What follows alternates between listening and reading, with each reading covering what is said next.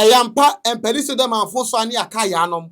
Rosemens TV. Muni etie modan kasem. Yanom ani motie for den chemlebuo. Rosemens TV.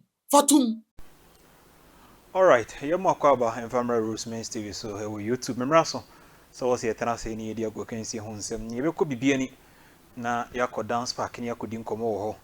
A idea so her attention, net as so ewu crum, then you could master Asante Kotoko.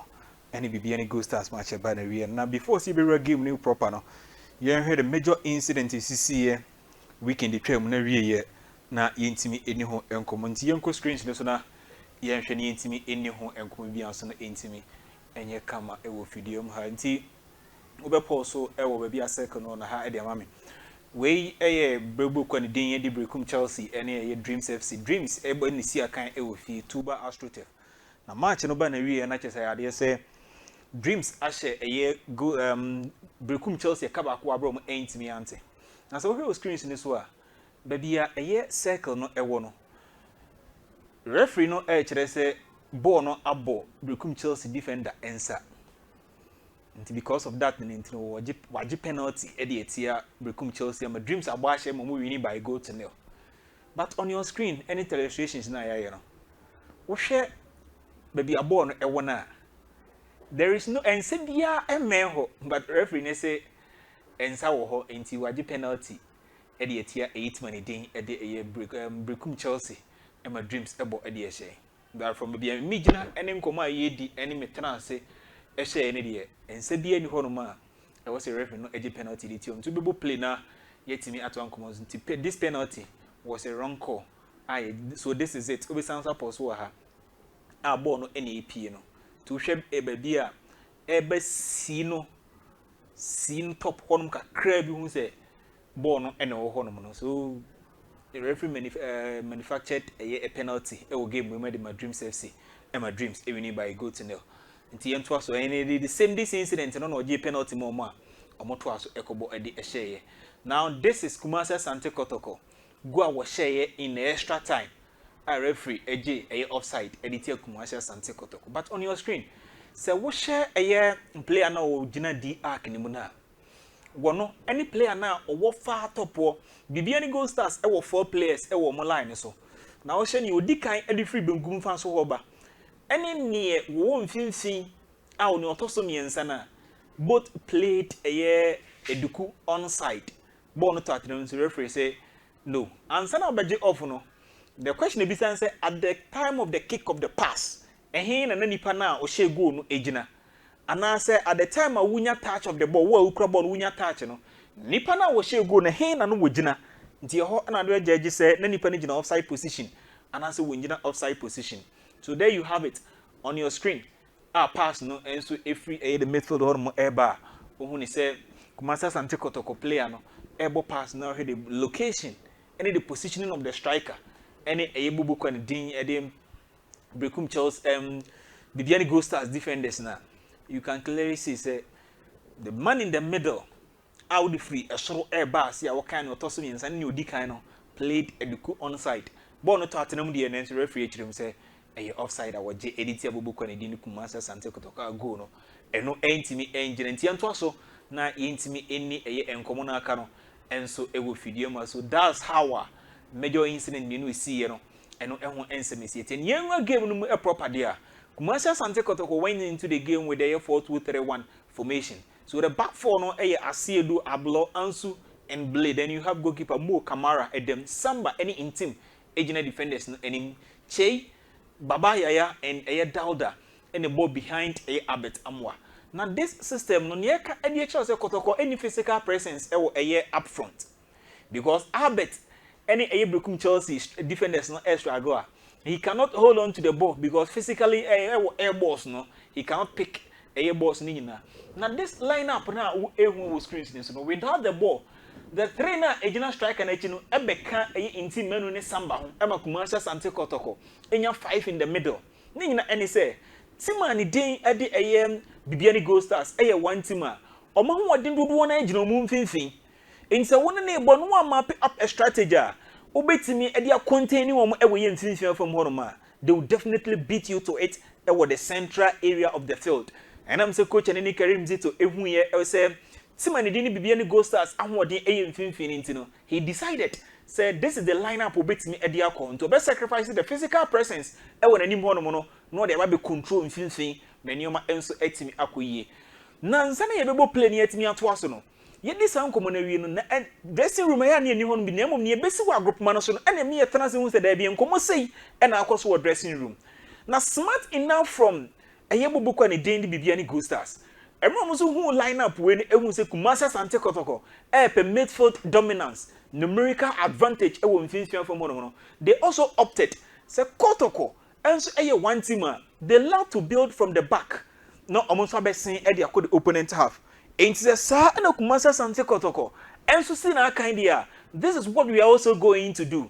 In the course of analysis, never videos no Eddie supporter mu wetimi ehu. Almost adapted say, okay, if that's the case here, we will not allow Kumasi Asante Kotoko in the first phase of a build up. No, you be press high up the pitch, send a be force Kotoko. No, we use to the long build up now. Long na equine say Aka Albert in Kwan any more.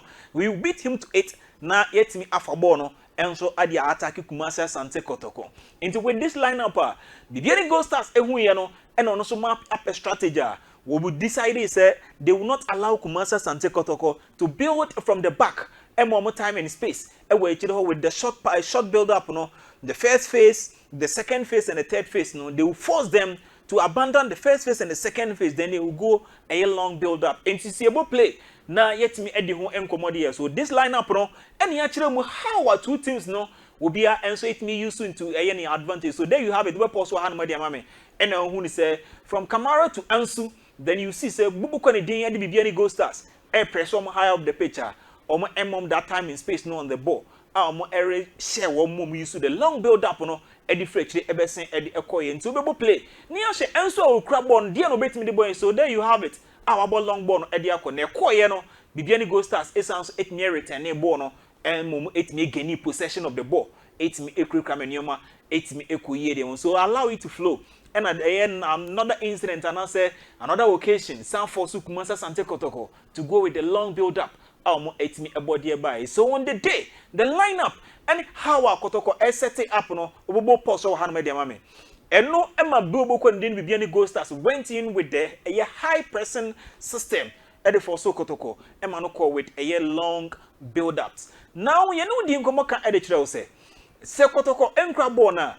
Wamo de marante makuma kunum ediba omumfinfia si yakuya chikitu abi ansani aba bedu ba bia yedu ye ya ubonsa with adabo so there you have it emrante no en aba ewo eye Kumasi Asante Kotoko wamo ankasa half na wo huni se omo makuma ko nsia ne ama na ye nsia na the left back eye patika siedu en abeka omo ho ewo mfinfia ho no a omukura makuma ko nsia enti Kotoko without the ball they drop more body behind the ball. Say omo ebetimi a containing and also be close to the central progression of Bubu Kone at the Bibiani Go Stars because they know. So if you allow Bibiani the central spaces near, they will beat you to it with almost short and quick pass and one touch combination. No etimi will set up and answer or blocks no and so the free moment me advance to the final third. Manyoma etimi akoyi. Na yenu edin komo na Kumasi Asante Kotoko with a low block central numerical advantage. Our screens in this no. One thing I did when we sound so adaptive play, I'm yet me Asha. The action zone but pause for mame. The action zone near omo aye any say omo numerical advantage into sha one yellow jersey in the midst of Kumasi Asante Kotoko 3 players they've created a numerical advantage and a counter person edj bono and so they from insem. Now the disadvantage in this defensive setup and say because of say Oma drop more body at the above one kasa pomuno is slower the build up of a Kumasi Asante Kotoko because when you decide to go longer a better one kwane ho I don't know what Kumasi Asante Kotoko the final third build up no enkoye and the final entry the opponent half no enkoye so you need to wait and have patience with the build up no mfinfia from home to see about play na Kotoko Bibiani Go Stars ajibo we say just look at it and no any I went to me and quantum because of say they don't have the numbers up front wom ebetim the ball no enso akọ in the quickest possible time. So they need to slower the build up no se na be ya. Or metimi a transit no ma move ball no with a year patient build up se na be ya. Or metimi ball no any place ni na ebetimi akọ the opponent half man yoma enso etimi akọ so that's how Kumasa Asante Kotoko wom FAC the difficult to be possible hanum e dia mame wa bra wom airdrop body behind the ball. I know I'll play to the disadvantage when it comes to offensive transition and I say about the build up no a good opponent half. This is it again. The yellow man with the ball, Bibiani Go Stars. Now who share a yes scenario we are. Asante Kotoko once again has created numerical advantage. Mark Makomi and San counter person say ombetimi ajibon e dey free nsem. It's a ubo play near fire nkomodie ni so a.